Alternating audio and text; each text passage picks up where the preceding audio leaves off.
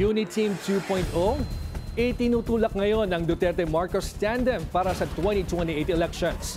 Nagbo-volunteer pa nga si Senator Robin Padilla na maging campaign manager para sa Sara Amy tandem sa 2028. Ayon pa kay Padilla, handa siyang bumaba sa pwesto para pangunahan ng kampanya.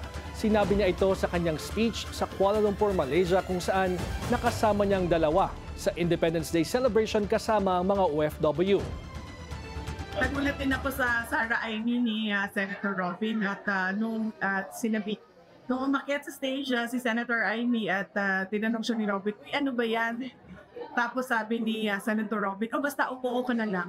So hindi ko alam kung anong nasa isip ni Senator Robin. Hinamon naman ng bise si Senator Amy na iuwi si former President Rodrigo Duterte. At syempre, inimbita ko si Senator Amy Marcos kung saan man ako pumupunta, dinadala-dala ko siya.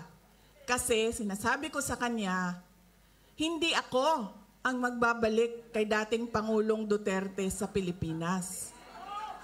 Dahil ang kapatid mo ang nagpadala sa kanya sa Hague, ikaw ang magbabalik sa kanya sa Pilipinas.